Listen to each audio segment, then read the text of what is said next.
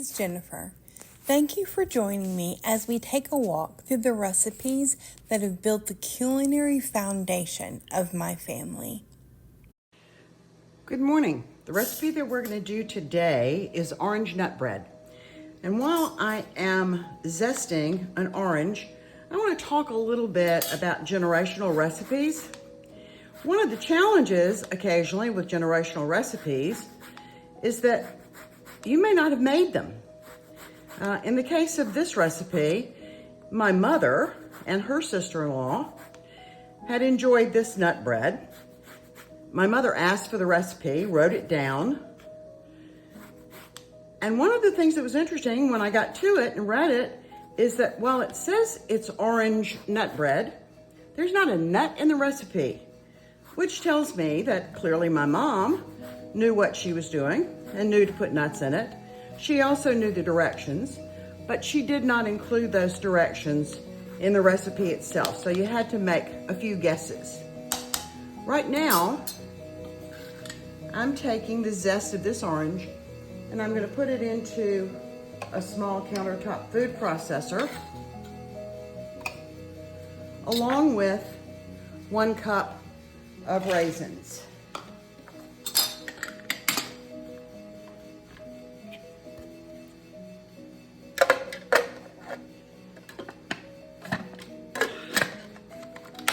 We're going to grind this up a little bit. It says to chop it, so I'm not sure actually how small the pieces need to be, but that ought to be enough, I think. What I'm doing next is putting the juice of this orange. I'm going to have to cut it into some pieces in order to get it into the juice press. I will put the juice into a cup measure.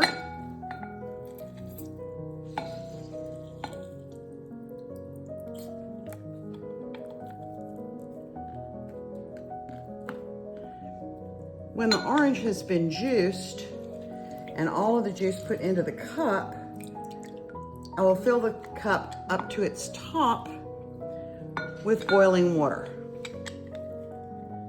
I will then add the mixture of the raisins and the orange zest and let that sit for about 30 minutes until it cools. You do not want to end up putting a hot mixture into the liquid mixture that we're going to make, which includes an egg. We've got some boiling water. We're going to add that to the cup to bring it up to the 1 cup measure. I'm going to take that liquid, put it in a bowl, and add to it the contents of the little mixer. That's the raisins, the orange zest. Stir that around enough and let it sit. That allows the flavors to blend and the raisins to plump. Next step would be to mix the dry ingredients. We've got 2 cups of all-purpose flour,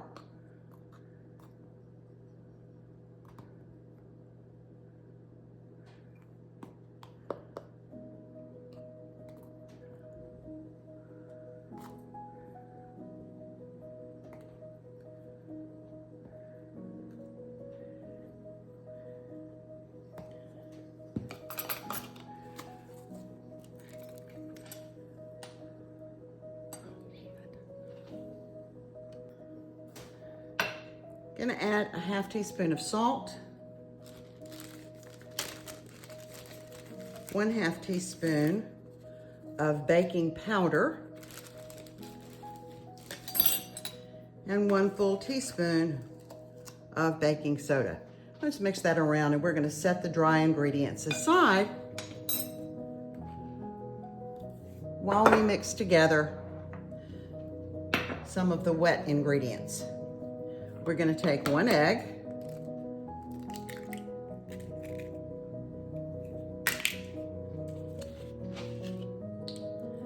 one teaspoon of vanilla extract,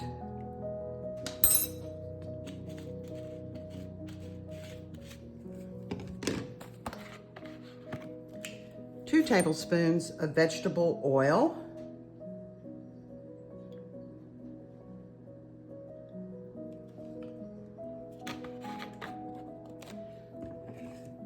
and we're going to mix that together.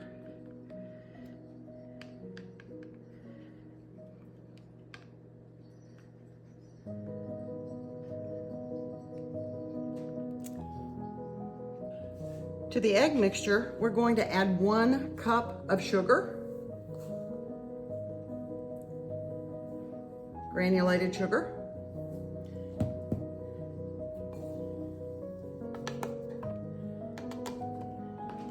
and we'll mix this until the sugar dissolves.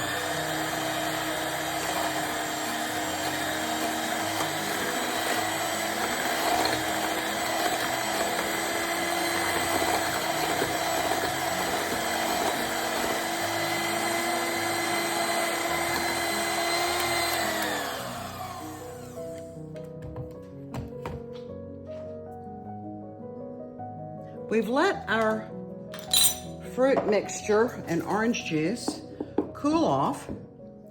Now we're going to blend in the egg mixture with the oil and the sugar.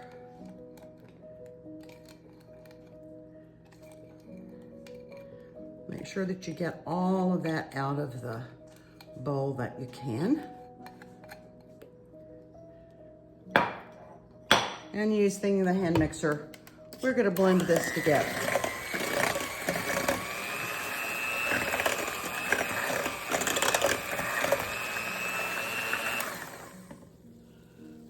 We want to slowly add in the flour mixture.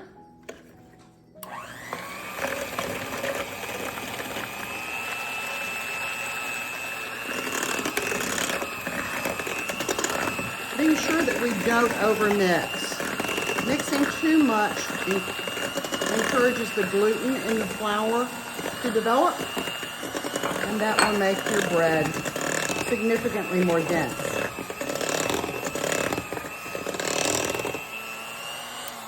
I'm going to use a spoon to finish this up. Let's get everything off the side of the bowl.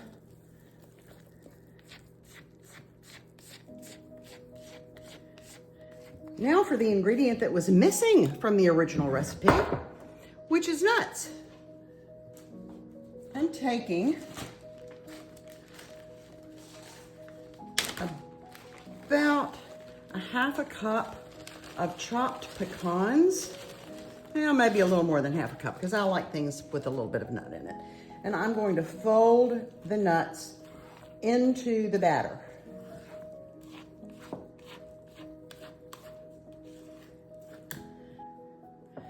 Let's put the batter into the greased and floured pan. The oven has preheated, so we're ready to put this in the oven. It will cook for 50 to 60 minutes until the tester comes out clean.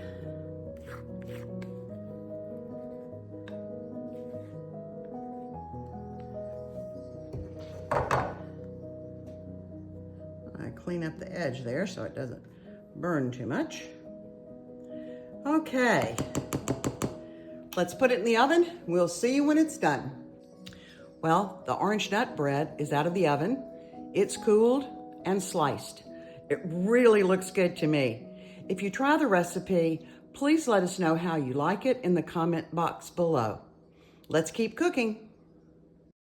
Thanks for visiting Pope's Plates. Make sure you give this video a thumbs up.